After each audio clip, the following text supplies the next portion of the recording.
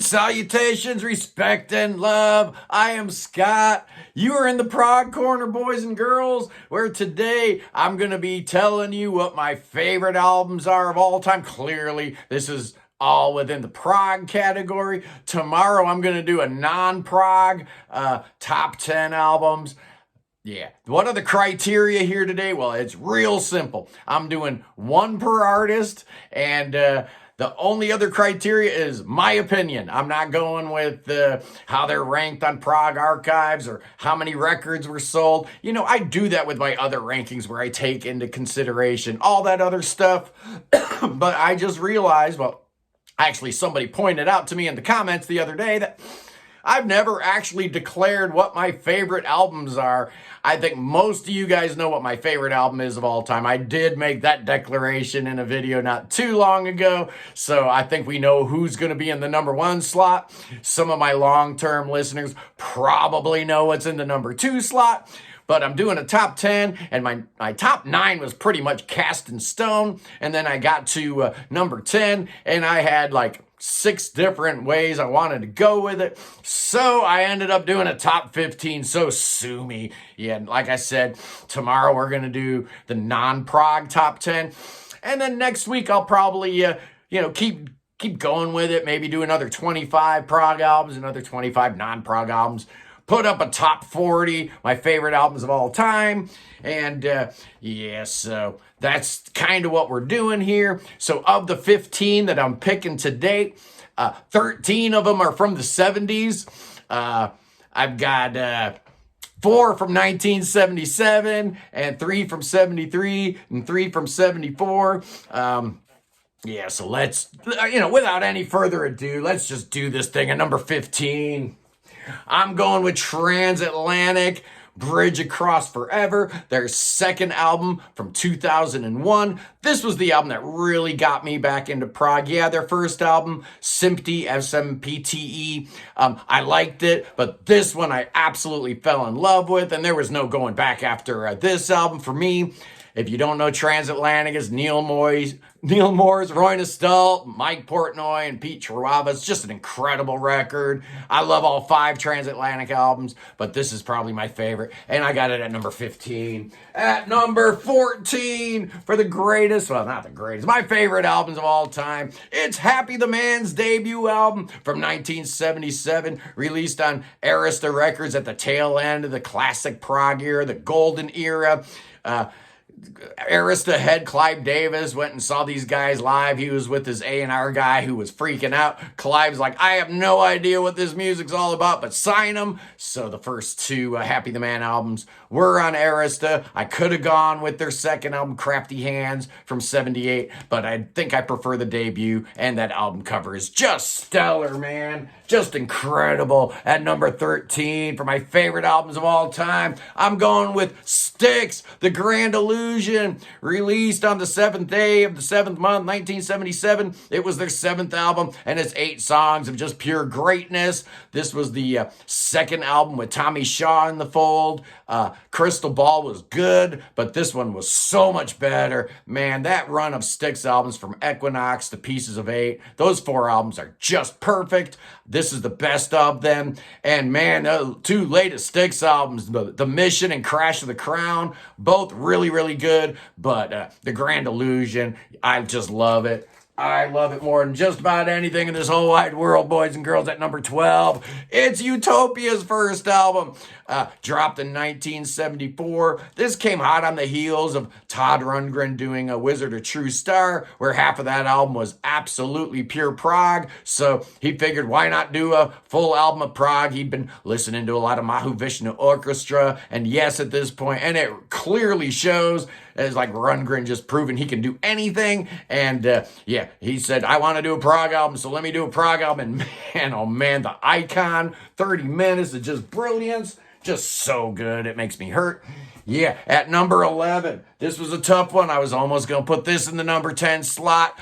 It's Elias of Sun Hillow, my favorite Yes solo album. I love this album. I've been using this as sleeping pills my whole adult life. Whenever I have a little trouble getting to sleep, I put the headphones on, put this thing on, and yeah, it's not a boring album, but it's just got that cadence to it where it's really light and just amazing, cerebral and celestial and just amazing. The artwork's great.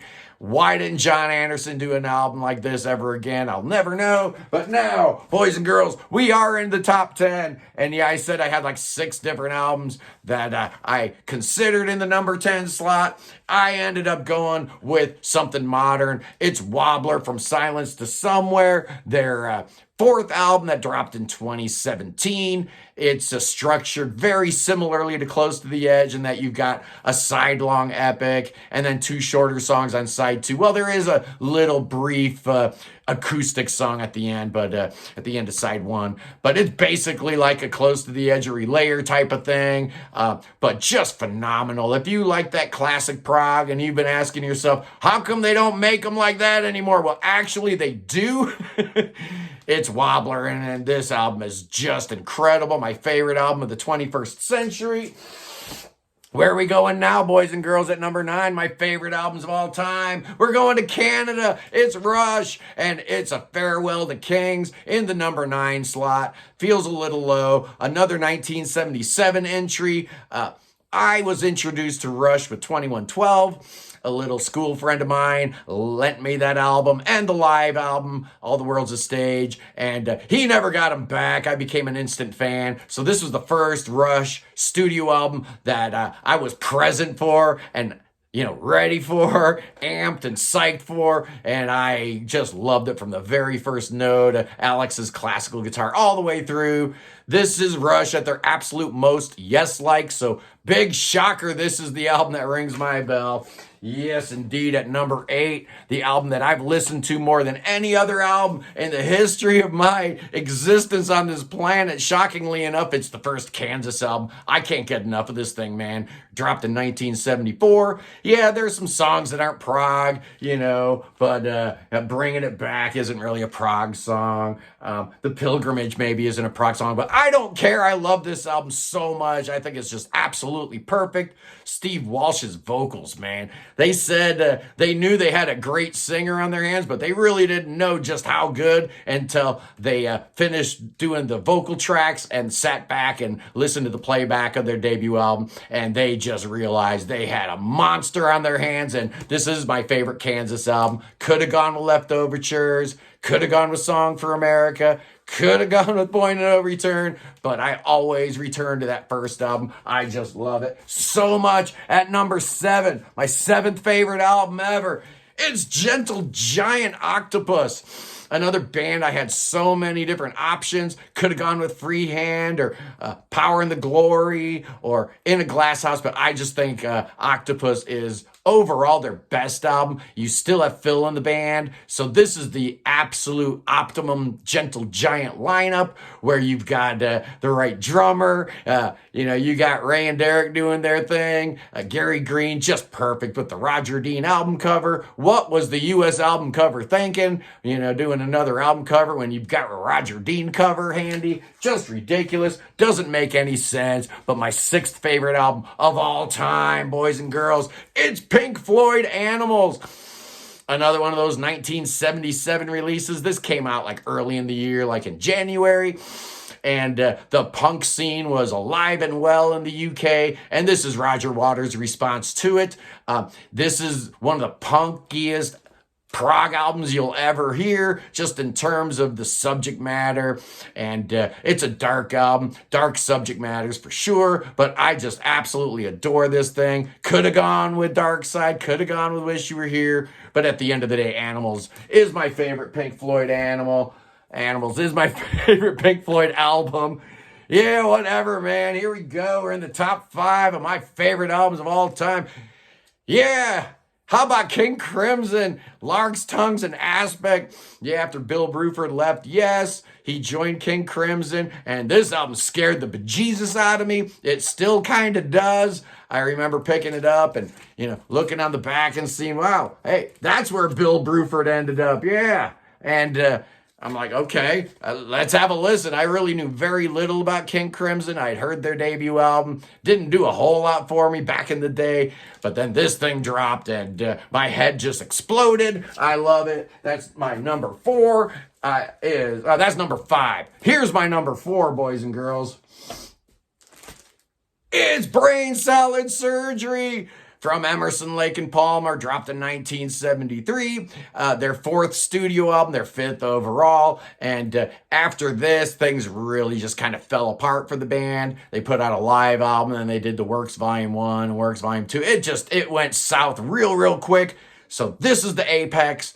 This is where everything you want about Emerson, Lake and Palmer, everything that's great about them is all distilled into this one album. Carnival 9, Jerusalem, Toccata. Come on, man. It doesn't get a whole lot better than this. And you got the incredible H.R. Geiger album cover. You got the first use of the ELP logo. Just everything about this album speaks class and quality. Just amazing. I love it. At number 3, my 3rd favorite album of all time. It's thick as a brick, boys and girls. And I will go so far as to say the last 90 seconds of side 2 might be my favorite 90 seconds of music ever put on wax. Just incredible. This was the ultimate lineup. This is the best they ever sounded. Smack dab in the middle of their Prog trilogy where they had Aqualung on one side and a Passion Play on the other. This thing is perfect. I love it. I go back to it quite often, and the drumming on here is so good, man. If you want to listen to an underrated drummer, listen to Barrymore on this thing. Just incredible. And at number 2, I think you guys know what my top 2 is, but at number 2, it's The Lamb Lies Down on Broadway from 1974, my 2nd favorite album of all time. Some people say it should have been a single album, that it meanders a little bit. Okay, yeah, maybe a little bit. Some people say that disc 2, sides 3 and 4 are not fully fleshed out, maybe not fully formed. That is also true. They were running up against a deadline, so they really didn't spend as much time with sides 3 and 4 as they did sides 1 and 2. But I love everything about this album. I love everything on it. Another complaint people make is that it maybe isn't a great track to close the whole thing out. Again, I disagree with that. It's only knocking no all, but I like it. Come on, man. It doesn't get much better than that. What a way for Peter Gabriel to leave the band with possibly, the greatest thing they ever did. And at number 1, boys and girls, you know what it is. I don't even have to show the album, do I? Yeah, I'm going to show it. My favorite album of all time is Tales from Topographic Oceans, dropped in 1973 in the UK, 1974 in the US. And it's 4 sides of absolute perfection. You guys know about it. 4 sides, 4 songs is just the proggiest thing in the history of prog, and that's why it is my number 1 album of all time. But tomorrow, we are going to do my favorite non-prog albums, and I'll probably do the same format. I'll probably do a top 15 instead of a top 10, and then follow it up next week with maybe another 25. So we got a top 40 going. Also later on, I've got a couple of great albums I'm going to be talking about here. Wednesday, I'm planning on talking about the new Samurai of Prog album, The Man in the Iron Mask. It was such a great record. Next week, I think we're going to be talking about I Am the Manic Whale. And there's going to be a few other surprises because Agusa just dropped a new album. Ring Van Mobius dropped a new album. So finally 2023's, getting a little momentum and some great releases are dropping. So I'm really excited about this summer. It's going to be a great summer of prog and I will be here with you for it all. Anyway, guys, I'll see you tomorrow. Peace in the Middle East, free Tibet, and God save the king. Save him! Save the king! And President Biden, too. Why not?